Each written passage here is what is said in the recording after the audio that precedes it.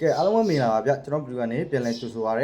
စေမနေ့ကကျွန်တော်စုစုပေါင်း၄ပွဲပေးခဲ့တာ၃ပွဲအဆင်ပြေခဲ့ပါတယ်ကျွန်တော်မနေ့ကဒါ Nottingham Forest Body ပြီးတော့ Man City ဂိုးအောင်အပေါ်ပြီးတော့ဒါမွန်စာကူးပေါ်နဲ့ဒါ Bayern Body စုစုပေါင်း၄ပွဲပေးခဲ့ပါတယ်ဒီ၄ပွဲမှာ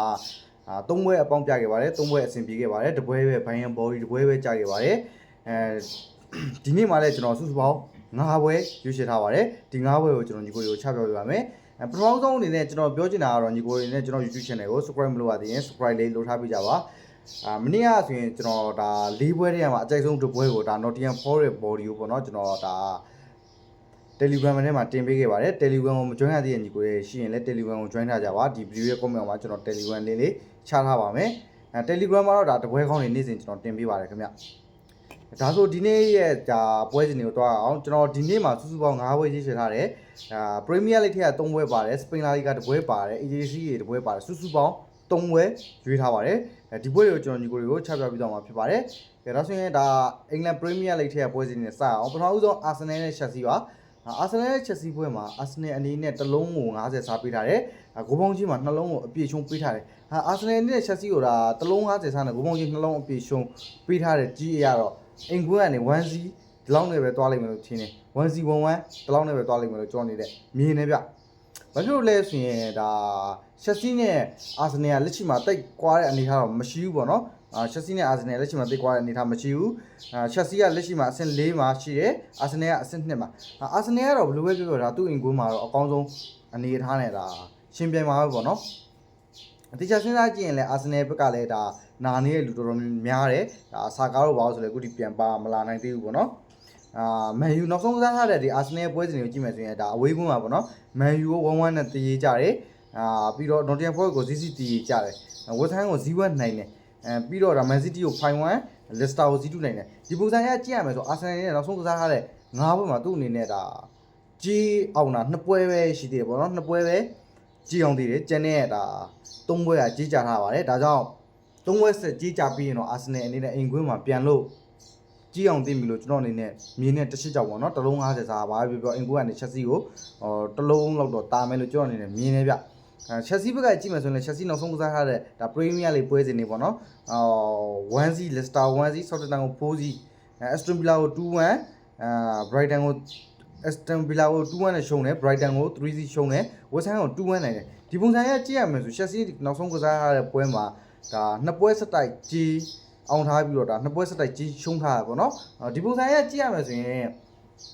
Arsenal နဲ့ Chelsea ပြောရမယ်ဆိုရင် Chelsea ကလည်းအခုလက်ရှိခြေစွမ်းအဲ့လောက်ထိကောင်းနေတဲ့အနေအထားမှာတော့မရှိဘူး Arsenal ကလည်းဒါဒဏ်ရာပြဿနာရင်းနဲ့ဒါတော်တော်လေးရုန်းကန်နေရတဲ့အနေအထားမှာရှိရပေါ့နော်ဒါကြောင့်ကျွန်တော်အနေနဲ့ရွေးရမယ်ဆိုရင်တော့ဘာပဲပြော Arsenal အနေနဲ့ဒါအိမ်ကွင်းကနေတလုံးလောက်တော့တာကိုတာလိုက်မယ်လို့ကျွန်တော်အနေနဲ့ထင်နေဗျဒါကြောင့်ဒီနေ့ပွဲမှာကျွန်တော်အနေနဲ့ Arsenal Body ကိုကြိုက်ပါတယ်အကြိုက်လူညီကိုလည်း Arsenal Body လိုက်ဆော့ပါဗျတလုံး50စားကြည့်နေ Arsenal Body ပါ 1C 2C ဒီပုံစံတော့သွားလိုက်မယ်လို့ကျွန်တော်အနေနဲ့ခံမှန်းမိပါတယ် Arsenal Body ပါခင်ဗျဒါဆိုနောက်ထပ်တစ်ပွဲသွားပါမယ်နောက်ထပ်တစ်ပွဲကတော့ဒါ Fulham နဲ့ Tottenham စပါးဖြစ်ပါတယ်Fulham နဲ့ Tottenham စပါးပွဲစဉ်မှာဆိုရင်ဒါ level အပြည့်ရှုံးပေါ့ Fulham ကအိမ်ကွင်းကို level အပြည့်ရှုံးနဲ့ဒီကြီးဖွင့်ထားတယ်ဂိုးပုံးကြီးမှာ3လုံးတည်ရည်ထိပေးထားတယ်Fulham အနေနဲ့ဒါ level အပြည့်ရှုံးပေးပြီးဂိုးပုံးကြီးက3လုံးတည်ရည်ထိတသွားရတာကဘယ်လိုပြောမလဲနှစ်ဖက်ဂိုးသွင်းမဲ့အနေအထားမှာရှိတယ်ဗျFulham အနေနဲ့အိမ်ကွင်းကလည်းဂိုးသွင်းကိုသွင်းနိုင်တယ်လို့ဒါစပါးအနေနဲ့လည်းအဝေးကွင်းကနေပြန်ပြီးဂိုးသွင်းမဲ့လို့ထင်းနေဗျဒီနေ့စီဇန်ဒီနေ့ရာသီရကြည့်ရမယ်ဆိုကျွန်တော်အနေနဲ့စပါးနဲ့Fulhamမှာကျွန်တော်အနေနဲ့ဒါFulhamကိုပို့ပြီးတော့ကြိုက်တယ်ပေါ့နော်ဒီနေ့ရှီစွန်းပိုင်းအရာတော့ဒါကြီးရတော့ဘယ်ဟာပဲကြည့်ကျွန်တော်အနေနဲ့ဒါFulhamကိုပို့ပြီးတော့ကြိုက်ပါတယ်ကျွန်တော်အနေနဲ့ယူရမယ်ဆိုFulhamကိုပို့ကြိုက်တယ်ပေါ့နော်Fulhamကလက်ရှိဒါ Premier League ဖလားမှာဆိုရင်သူ့အနေနဲ့အဆင့်30မှာရှိတယ်စပါးကတော့အဆင့်73မှာရှိတယ်စပါးဒီနှစ်ရာသီမှာတော်တော်လေးဆိုးရတဲ့အချိန်နဲ့ကြုံနေရတယ်လို့ပဲပြောရမှာပေါ့နော်ဒါဒီ Fulham နဲ့စပါးနောက်ဆုံးကစားထားတဲ့ပွဲစဉ်စုစုပေါင်းကတော့ဒါပွဲ20ထိရှိတယ်ဒီ20မှာ14ချိန်ကစပါးကနိုင်ထားတာ3ချိန်ကတေးကြ3ချိန်ကဒါ Fulham နိုင်ထားတယ်နောက်ဆုံးကစားထားတဲ့ဒါ9ပွဲအထိကြည့်မယ်ဆိုရင်လည်းနောက်ဆုံးကစားထားတဲ့9ပွဲမှာစပါးကဒါစပါးက2ချိန်နိုင်တယ်ပြီးတော့ဒါ2ချိန်တေးကြတယ်ပြီးတော့ဒါတပွဲကFulhamက3-0နဲ့ဆိုပြီးတော့နိုင်ထားတယ်ဒီပုံစံရကြည့်ရမယ်ဆိုရင်ဒါနောက်ဆုံးကစားထားတဲ့ဒီ head to head ဒီမှာတော့စပါးကပူတာနေတာကိုတွေ့ရလိမ့်မယ်ဒါပေမဲ့စပါးရဲ့နောက်ဆုံး Premier League ကစားထားတဲ့ပွဲစဉ်တွေကိုကြည့်မယ်ဆိုဘုံမောက်ကိုအင်ကွင်းမှာ2-2နဲ့ဒါတည်ရကြတယ် မန်စီးတီးကို0-1ရှုံးတယ်အက်စဝက်တောင်းကို1-4နိုင်တယ်မန်ယူကို1-0နိုင်တယ်ပြီးတော့ဒါသူ့အနေနဲ့ဘရန်ဖိုကို0-2နိုင်တယ်ကြည့်ရမှာဆိုနောက်ဆုံးကစားစားတဲ့9ပွဲမှာသူ့အနေနဲ့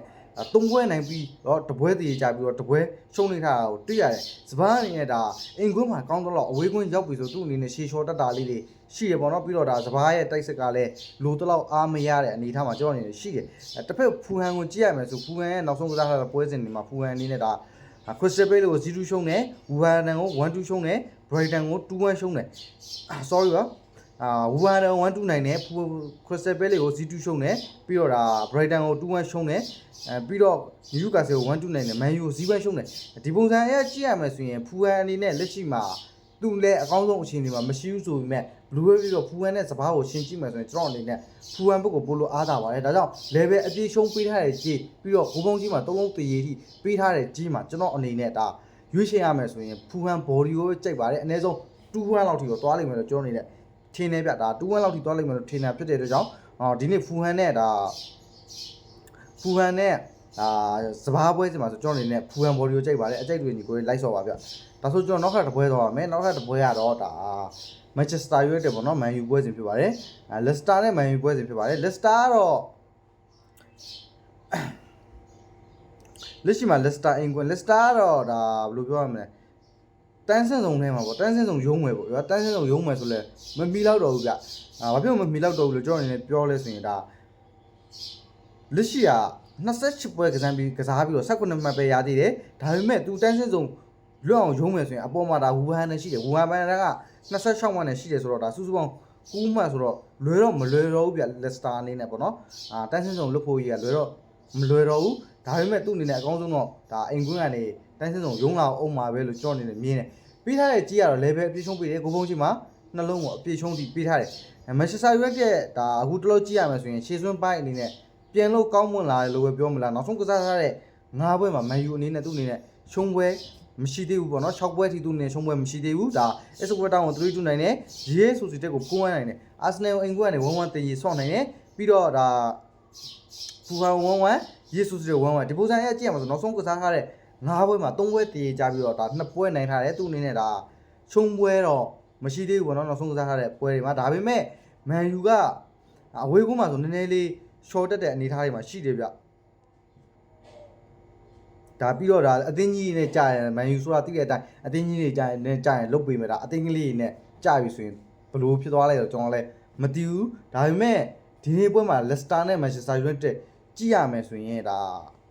ဖလားမှာပေါ့နော်ဒါအဆင့်စီးရမှာအဆင့်15မန်ယူက19ဆိုတော့ဂျားထဲမှာ30မဲ့กว่าတိတ်တော့မကွာဘူးဗျာဒါလက်စတာနဲ့မန်ယူတိတ်တော့ကွာတဲ့အနေအထားမှာမရှိဘူးဒါပေမဲ့လက်စတာဘက်ကကြည့်မယ်ဆိုရင်လေလက်စတာကနောက်ဆုံးကစားထားတဲ့ပွဲစဉ်တွေမှာဒါရှေ့စွန်းပိုင်းအရာရောတော်တော်ဆူဆူဝါးဝါအခြေအနေကိုရောက်နေတယ်ဒါနောက်ဆုံးကစားထားတဲ့ဒါသူ့အနေနဲ့6ပွဲစတိုက်လုံးဝဂိုးပြတ်တင်နေကြီးရှုံးထားတယ်အဲဗာတန်ကို4-0နဲ့ရှုံးတယ်လက်စတာကို2-1ရှုံးတယ်sorry မန်ယူကို2-1ရှုံးတယ်အာဆင်နယ်ကို0-2ရှုံးတယ်ပြီးတော့ဒါဘရင်ဖို့ကို0-4ရှုံးတယ်ဝက်ဆဟမ်ကို2-0ရှုံးတယ်ချက်စီကို1-0ရှုံးတယ်နောက်ဆုံးကစားထားတဲ့စူးစူပေါင်း6ပွဲစတိုက်သူ့အနေနဲ့ဒါနိုင်ပွဲကိုမဖော်ဆောင်နိုင်သေးဘူးပေါ့နော်ဒါကြောင့်ဒါသူ့အနေနဲ့အိမ်ကွင်းမှာဒီနေ့ပွဲကရုံးကောင်းရုံးလာနိုင်ပါတယ်ဒါပေမဲ့လက်စတာကြိုက်လာဆိုရင်တော့လက်စတာလည်းမကြိုက်ပါဘူးဒါကြောင့်ဒီနေ့ပွဲမှာရွေးချယ်ရမယ်ဆိုကျွန်တော်အနေနဲ့မန်ယူပဲကြိုက်ပါတယ်မန်ချက်စတာယူနိုက်တက်ဘော်ဒီပါအကြိုက်တွေညီကိုလိုက်ဆော်ပါlevel အပြည့်ရှုံးကြီးပြော့တယ်လို့ထင်ရပေမဲ့ပြော့တော့မပြောဘူးဗျာဒါပုံမှန်ကြီးလို့ပဲကြောက်နေမြင်နေ level အပြည့်ရှုံးနှလုံးပြည့်ရှုံဒါပုံမှန်ကြီးပါဒါကြောင့်ဒါ level အပြည့်ရှုံးပေးထားတဲ့ကြီးမှာမန်ယူကပဲအနည်းဆုံး Z1 လောက်ပဲတွားလိုက်မယ်လို့ကျွန်တော်လည်းခံမှန်းတာဖြစ်တဲ့အတွက်ကြောင့်မန်ချက်စတာယူနိုက်တက်ဘော်ဒီကြိုက်ပါတယ်အကြိတ်တွေညီကိုလည်းမန်ချက်စတာယူနိုက်တက်ဘော်ဒီလေးလိုက်ဆော်ပေးပါဒါဆိုနောက်ထပ်တစ်ပွဲသွားပါမယ်နောက်ထပ်တစ်ပွဲကတော့ဒါစပိန်လာလီဂါရဲ့ပွဲစဉ်ဖြစ်ပါတယ်စပိန်လာလီဂါရဲ့ဒါအစောပွဲပေါ့နော်9နာရီခွဲမှာကံမဲ့ပွဲစဉ်ဖြစ်ပါတယ်လီဂန်နက်စ်နဲ့ရေးရဲပတဲ့ပွဲစဉ်မှာဒီနှစ်တင်းနောက်ဆုံးကစားထားတဲ့ပွဲစဉ်တွေအရကြည့်ရမယ်ဆိုရင်ဒါစုစုပေါင်း17ချိန်ရှိတယ်17ချိန်မှာ9ချိန်ကလီဂန်နက်စ်ကန်နိုင်တယ်ရေးရဲပက9ချိန်နေတယ်တစ်ချိန်ကတည်ကြလာပါတယ်ပြောရမယ်ဆိုတိတ်မကွာဘူးပဲဗျာလီဂန်နက်နဲ့ရေးရဲပတကတိတ်ကွာတဲ့အနေအထားမှာမရှိဘူးဘော်ရီကျင်းမှာတော့ဒါရေးရဲပတကနဲ့အဝေးကွင်းနဲ့ level အပြည့်ရှုံးထိပြီးလာတယ်ဂူဘုံကြီးမှာတော့နှလုံး50ရှုံးထိပေးလာတယ် level အပြည့်ရှုံးနဲ့နှလုံး50ရှုံးပြောမယ်ဆိုရင် level 50လောက်ပဲပေးတင်တယ်ဗျဒါရေးရဘက်တကနေ Liganes ကို level 50လောက်ပဲပေးတင်တယ်ပေါ့နော်ဘာဖြစ်လို့လဲဆိုရင်တော့ Liganes နဲ့အိမ်ကွန်းမှာသူ့အနေနဲ့တိုင်းစင်ဆုံးရုံးအားရှိနေတာဖြစ်တဲ့အတွက်ကြောင့်ဒါသူ့အနေနဲ့ဘယ်လိုပြောမလဲ level 50လောက်ပဲပေးတင်တယ်လို့ကျွန်တော်အနေနဲ့မြင်တယ်ဒီနေ့ Liganes နဲ့တိုင်းစင်ဆုံးကရုံးကိုရုံးလိမ့်မယ်လို့မြင်တယ်ဒါကြောင့်အိမ်ကွန်း Liganes ကလည်းဒါဂိုးရလိမ့်မယ်လို့ကျွန်တော်အနေနဲ့ခံမှန်းတယ်ပြီးတော့ဒါတစ်ဖက်အဝေးကွင်းကလာခဲ့မဲ့ရေးရပတက်ကလည်းဂိုးရလိမ့်မယ်လို့ခံမှန်းတယ်ဒီနှစ်သင်းကြည့်ရမယ်ဆိုတာရေးရပတက်ကအဆင့်6မှာရှိတယ်လီဂန်နဲ့ကအဆင့်18မှာ28မိနစ်ဒီပွဲတာသူ့အနေနဲ့အနိုင်ကန်နိုင်မယ်ဆိုရင်ဒါဒီရေးရပတက်ကသူ့အနေနဲ့အနိုင်ကန်နိုင်မယ်ဆိုရင်ပေါ့နော်ဒါအဆင့်15နေရာ sorry ဟုတ်တယ်သူ့အနေနဲ့အဆင့်15နေရာထိတက်သွားမှာဖြစ်တယ်ဒါလီဂန်နဲ့အနေနဲ့ပေါ့နော်ဒီပွဲတာသူ့အနေနဲ့အနိုင်ကန်နိုင်ရင်သူ့အနေနဲ့အဆင့်15အထိဒါတက်သွားမှာဖြစ်တယ်ဒါပေမဲ့တည်ကြားခဲ့ရင်တောင်မှသူ့အနေနဲ့ဒီနေ့ပွဲကတည်ကြားခဲ့ရင်တောင်မှတိုင်းစင်ဆောင်ကလွတ်မဲ့အနေထားမှာရှိတယ်ဒါကြောင့်ဒီကက်နဲ့အကောင်းဆုံးဖိဆော့လာမယ်လို့ကျွန်တော်အနေနဲ့မြင်နေအင်ကွန်းကနေဒါမပိတ်ဖဲနဲ့ဖွင့်ဆော့လာမယ်ပွဲတစ်ပွဲလို့မြင်နေရေးဘက်ကလည်းဒါတိုက်ကိုတိုက်လိမ့်မယ်လို့ကျွန်တော်အနေနဲ့မြင်နေဒါကြောင့်ဒါဒီနေ့ပွဲမှာဆိုရင်ပေးထားတဲ့ကြီးလေပဲအပြည့်ရှုံးတယ်ဂိုးပေါင်းကြီးနှလုံး50ရှုံးမှာကျွန်တော်အနေနဲ့ဂိုးပေါင်းအပေါ်ကိုကြိုက်ပါတယ်အကြိုက်တူညီကိုလိုက်ဆော့ပါဂိုးပေါင်းအပေါ်ပါလီဂန်နဲ့ကြီးရဲ့ဘက်ဂိုးပေါင်းအပေါ်ပါဒီနှစ်သင်းရဲ့နောက်ဆုံးကစားထားတဲ့ပွဲစဉ်တွေကြည့်ရမယ်ဆိုလဲဒါဂိုးပေါ်ထားတယ်တော်တော်များများရှိတယ်ရေးရပတဲ့ဆိုနောက်ဆုံးကစားထားတဲ့9ပွဲမှာတစ်ပွဲပဲကိုတော့4ပွဲပေါ်ထားတယ်တစ်ဖက် Liganes ကကြည့်မယ်ဆိုလဲနောက်ဆုံးကစားထားတဲ့ပွဲစဉ်တွေမှာသူ့အနေနဲ့2ပွဲပဲအောက်ထားတယ်ကျန်တဲ့3ပွဲကပေါ်ထားတယ်ဒါကြောင့်ဒါနောက်ဆုံးကစားထားတဲ့ပွဲစဉ်တွေအရာရောကြီးအရာရောဒါလက်ရှိရှေ့စွန်းအရာရောကြည့်မယ်ဆိုရင်ဘလူးပဲပြပြဒီပွဲကဂိုးပေါ်မဲ့ပြကိုကြောနေမြင်နေအနည်းဆုံး Liganes ကလည်းအင်ကူကလည်းတရီလောက်ထိခံဆောင်နိုင်မယ်လို့ကြောနေမြင်နေ2-2လောက်ထိတောင်သွားလိမ့်မယ်လို့ကျွန်တော်အနေနဲ့ခံမှန်းတာဖြစ်တဲ့ဒီနေ့ပွဲမှာကျွန်တော်အနေနဲ့ဂိုးပေါ်အပေါ်ကိုကြိုက်ပါတယ်အကြိုက်တွင်ကြီးကိုဒါကျွန်တော်နဲ့အတူရေးပတဲ့ဂိုးပေါ်လေးလိုက်ဆော်ပေါ့နော်ဒါဆိုကျွန်တော်နောက်ထပ်တစ်ပွဲကိုတောင်းရမယ်နောက်ထပ်တစ်ပွဲကတော့ဒါအီတလီစီးရီရဲ့ပွဲစဉ်ဖြစ်ပါတယ်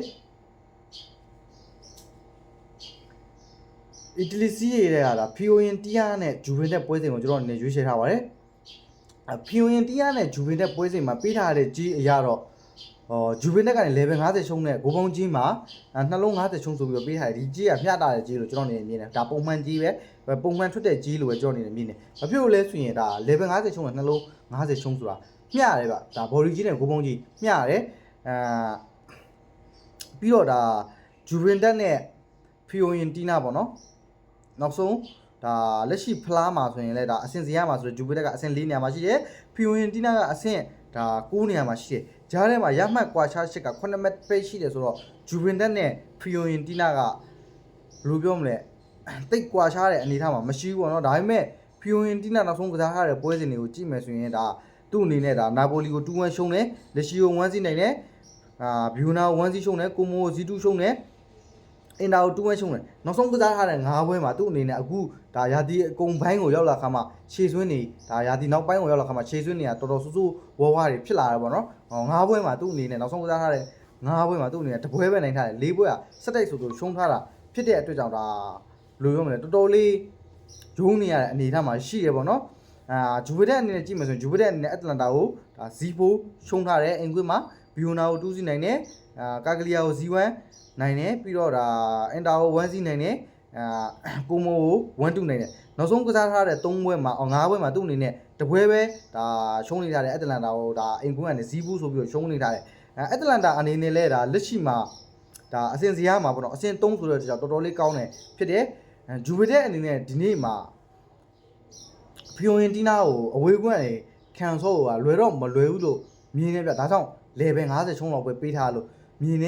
ဒီပွဲကကျွန်တော်ခံမှန်းရှစ်အရာတော့ဂျူဗီတက်ဘော်လီပဲသွားလိမ့်မယ်ဗျအနည်းဆုံး0-1လောက်ပဲသွားလိမ့်မယ်ဒါမြန်မာကြီးမှာဆိုရင်ပြား35ပေးထားတာဖြစ်တဲ့အတွက်ကြောင့်အိမ်ကွင်းကလည်း900ကောင်းရနိုင်တယ်1-0လောက်လည်းသွားနိုင်တယ်လို့1-1လည်းသွားနိုင်တယ်လို့0-1လည်းသွားနိုင်တယ်ဒါနှလုံးထတော့မကြော်ဘူးလို့ကျွန်တော်အနေနဲ့ခံမှန်းတာဖြစ်တဲ့အတွက်ကြောင့်ဂျူဗီတက်နဲ့ဖီယိုယင်တီနာပွဲစဉ်မှာကျွန်တော်အနေနဲ့ဂိုးပေါင်းအောက်ကိုကြိုက်ပါတယ်အကြိုက်တွင်ကြီးကိုကျွန်တော်တို့ဂိုးပေါင်းအောက်ကိုလိုက်ဆော့ပါအကြိုက်မှုတွင်ကျွန်တော်ပက်ကန်ဆော့ပါဒါဆိုဒီနေ့အတွက်စုစုပေါင်းကျွန်တော်9ပွဲရွေးချယ်ပြီးတော့ပါပြီဒီ9ပွဲကိုကျွန်တော်ပြန်ပြီးတော့ပြောပြပါမယ်ဒီ9ပွဲကဘာလဲဆိုရင်ပရီးမီးယားလိဂ်ထဲက3ပွဲပါမယ်စပိန်လာလီဂါ1ပွဲပါမယ်အီတလီစီးအေ1ပွဲပါမယ်စုစုပေါင်း9ပွဲပါဒီ9ပွဲကဘာလဲဆိုရင်တော့ဒါပရီးမီးယားလိဂ်ထဲမှာဆိုရင်တော့ကျွန်တော်ရွေးချယ်ထားတာဒီနေ့ပွဲစီကဖူဟန်ဘော်ဒ